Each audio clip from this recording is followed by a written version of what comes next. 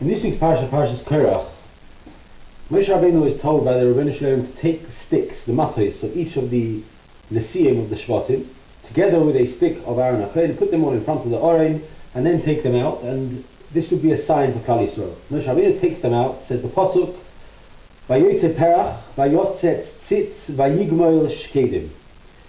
It flowered, it budded, and then almonds grew on Aaron HaKohen's stick. This was a message for Klal Yisrael. All the Mefarshim explain what the message was. The Mefarshim all ask, why was it an almond as opposed to any of the other fruits? And the Mefarshim give their answers. Says Rabbi Shimshon Hirsch something insightful and extremely powerful.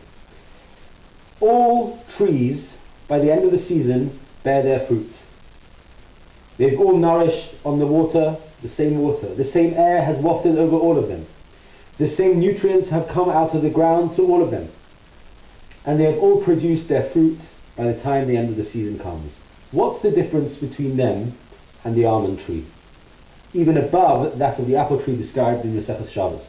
Says Rav Shimshon Hirsch, other trees, prior to producing the blossom from which the fruit will grow, first make sure that they are well covered and clad with their leaves, and they're strong, and then they produce their fruit. The almond, however, is different.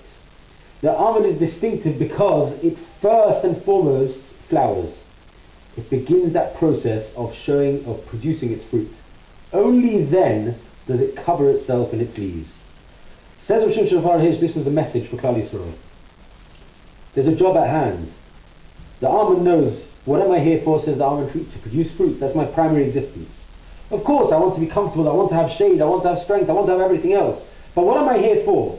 What am I here to produce? To produce the fruit, and that's what I begin with, that's what I put myself out to do, and that's what I ensure takes place right from the start. And the frills, the extras come afterwards, as opposed to all other trees, which first make sure that they're comfortable, they've got everything they need, and then they make sure that the fruits come.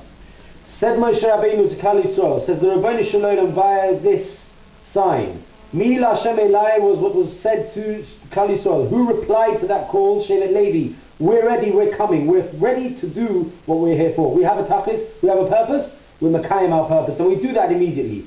The other things that we need for it, the other comforts that maybe are necessary or maybe are required, we'll seek that after. There's a job to do, there's an essence for which we are here. We make sure that that's where we begin, that's where we start from the beginning, and that is how we are matzliach. A sign for us as Klal Yisrael, as a yid, that we've got a job here, we have a tachlis to do. Make sure that our tachlis is at the forefront of our avodah constantly, and the rest will follow.